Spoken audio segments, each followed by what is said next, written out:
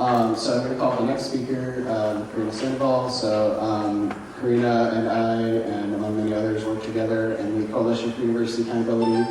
But I'll let her introduce herself.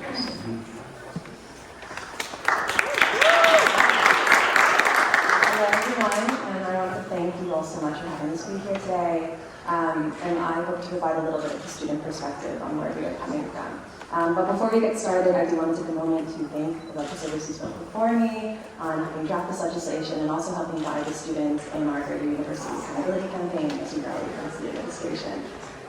So, as a bit of an introduction to myself, my name is Carina Sandoval. I'm a junior here at Brown University, and I'm originally from Chicago, actually. I'm not from Rhode Island, but I found an amazing and welcoming community here in Providence through my work with Students for Educational Equity, which is the student organization that I co-lead here at Brown. So we focus primarily on awareness raising, advocacy, and heavily involved with community engagement with local community organizations. And the issue of what Brown pays, or what it does not pay, is something that is not new to us. In fact, when I first came to Brown as a freshman in 2019, really prevalent was the Johns Hopkins report that was recently released, as well as the Fund for the Education of Children of Providence, which was promised about 14 years earlier at that time. And at that time, it was also unfulfilled. And Brown had intended to establish a permanent $10 million endowment to reckon with its past and ongoing history with the slave trade, and that money would go directly towards Providence public schools.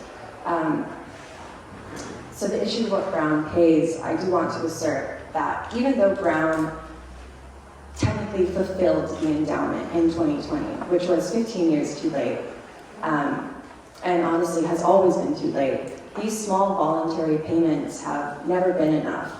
And these small voluntary payments, furthermore, are viewed as a gift.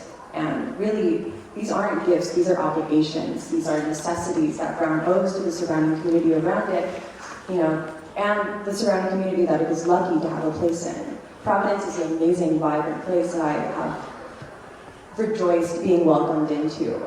But again, these are obligations, and Brown continues to hoard wealth.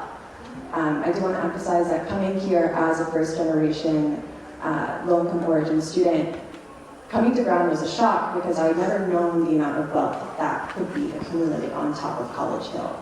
I often like saying that being at Brown is a process of continuous shock because I have continuously learned about the amount of wealth that is here, not only amongst the students, but in terms of the institution and the resources that it affords only to itself and the students.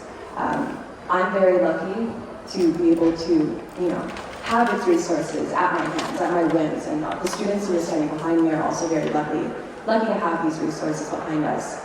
But they need to be distributed at some point, which is what we have rallied against year after year. And finally, my junior year, this is an opportunity for us to do so, which I really thank this legislation and the legislators for bringing this forth. I also want to say that the good intentioned actions of the students and the faculty are not an excuse for Brown to continue to neglect its role and its obligations to the community.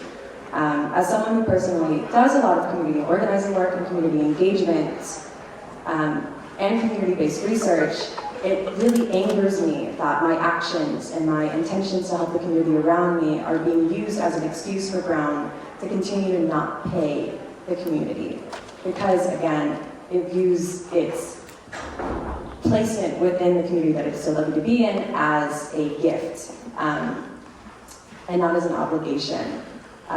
We want to emphasize and we want to assert that Brown owes Providence, not only for its historical role in the slave trade and also through its historical role in continued colonization, but also in its gentrification and its displacement that it continues to engage in, and also through the people that it makes sure to segregate away from these resources that it has.